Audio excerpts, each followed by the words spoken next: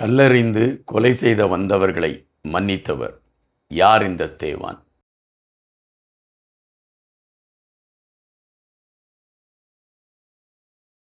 வணக்கத்துடன் இன்னைக்கு நம்ம ஒரு முக்கியமான ஒரு நபரை பற்றி தான் நம்ம பேச இருக்கிறோம்.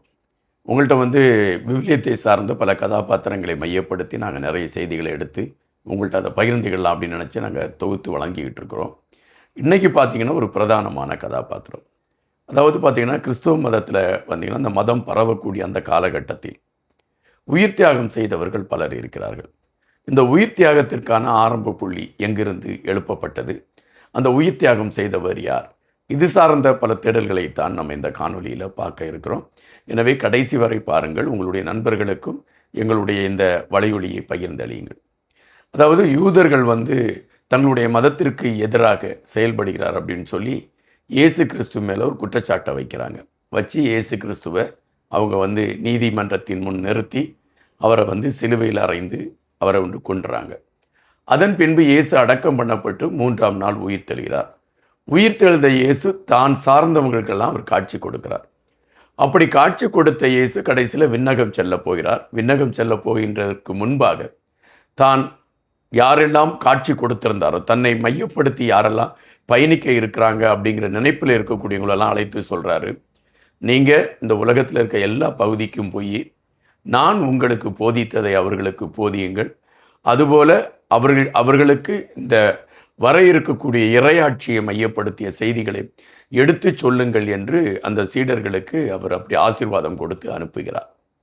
அந்த சீடர்களும் உலகத்தில் இருக்கக்கூடிய பல பாகங்களுக்கு பிரிந்து செல்கிறார்கள்.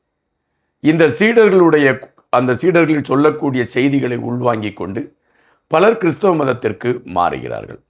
அப்படி இயேசுவின் மீது பற்று கொண்டு இந்த சீடர்களுக்கு இணையாக ஒருவர் மாறுகிறார். அவர்தான் ஸ்தேவான். இந்த ஸ்தேவானை மையப்படுத்திய செய்தி என்பது கூட ஒரு விதத்தில் கிறிஸ்தவ மதத்தின் முதல் ஆணிவேர் இவர் என்று கூட சொல்லலாம். காரணம், ஸ்தேவான் அவர்கள் எப்பொழுதுமே மிக தைரியமாக பேசக்கூடிய ஒரு மனிதராக இருந்தார். ஸ்தேவான் என்கின்ற அவருடைய பெயருக்கான அர்த்தம் மகுடம் என்று குறிப்பிடுகிறார்கள். கிறிஸ்தவம் என்கின்ற அந்த பாதையில் உண்மையிலே ஸ்தேவான் ஒரு மகுடமாக இருந்தார் என்பதுதான் நாம் அறியக்கூடிய செய்தியாக இருக்கின்றது. ஸ்தேவான் பலரை சந்திக்கின்றார். பலரிடம் இயேசு கிறிஸ்துவை மையப்படுத்திய கருத்துக்களை எடுத்து வைக்கிறார்.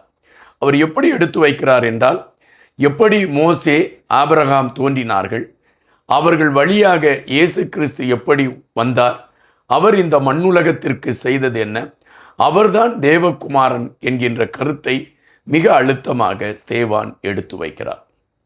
இயேசுவைத்தான் இப்பொழுது கொலை செய்து அவர் இல்லை என்ற கதையை முடித்து வைத்திருக்கிறோம். மீண்டும் மீண்டும் இயேசுவை மையப்படுத்திய செய்திகள் பரவிக்கொண்டு இருப்பது யூத மதத்தை சார்ந்தவர்களுக்கு பிடிக்கவில்லை. எனவே ஸ்தேவான் மீது அவர்களுக்கு கோபம் வருகிறது. எனவே ஸ்தேவான் மதத்திற்கு எதிராக பேசுகிறார் என்கின்ற கருத்தை எடுத்து வைக்கிறார்கள். அதற்கு அவர்கள் தேர்ந்தெடுத்த வார்த்தைகள் என்ன? மோசேயும் ஆபிரகாமையும் இந்த ஸ்தேவான் மிக மோசமாக நிந்தனை செய்கிறார் என்ற கருத்தை எடுத்து வைத்தார்கள். அதுபோல நாம் இதுவரை தொகுத்து வைத்திருக்கக்கூடிய இறை சட்டத்தையே இவர் மீறி பேசுகிறார் என்ற செய்திகள் எடுத்து வைக்கப்படுகிறது. உடனடியாக இந்த களம் பரபரப்பாகிறது. ஸ்தேவானுக்கு எதிரான ஒரு களத்தை உருவாக்குகிறார்கள் மக்கள் மன்றத்தில். மக்களும் ஸ்தேவான் நம்மளுடைய மதத்திற்கு எதிராக பேசுகிறார், இயேசுவை மையப்படுத்தி யூத மதத்தை அல்லது நம்மளுடைய கலாச்சாரத்தை இகழ்ந்து பேசுகிறார் என்ற கருத்தை எடுத்து வைக்கிறார்கள். இது அங்கு இருக்கக்கூடிய நீதிமன்றத்திற்கு வழக்காக செல்கின்றது. நீதிமன்றத்தின் முன் ஸ்தேவானை கைது செய்து கொண்டு நிறுத்துவதற்கு அங்குள்ள ஆட்சியாளர்கள் முடிவு செய்கிறார்கள். அதன் அடிப்படையில் ஸ்தேவானை கைது செய்து நீதிமன்றத்தின் முன் நிறுத்துகின்றார்கள். இயேசுவை விசாரணை செய்த காய்பா என்கின்ற அந்த விசாரணை அதிகாரிதான் ஸ்தேவானையும் விசாரிப்பதற்கான களத்தில் இருக்கிறார். எப்படி இயேசு குற்றவாளி என்று தீர்மானிக்கப்பட்டதோ அதுபோல ஸ்தேவானும் குற்றவாளி என்று தீர்மானிக்கப்படுகிறது. தீர்மானிக்கப்பட்டு ஸ்தேவானை கல்லெறிந்து கொல்ல வேண்டும் என்று காய்பா தன்னுடைய உத்தரவில் தெரிவிக்கின்றார். நீதிமன்றம் ஸ்தேவானுக்கு தண்டனையை கொடுத்து விட்டது. மக்கள் என்ன நினைத்தார்கள்? நாளை இதை குறித்து பேசுவோம். அதுவரை காத்திருங்கள்.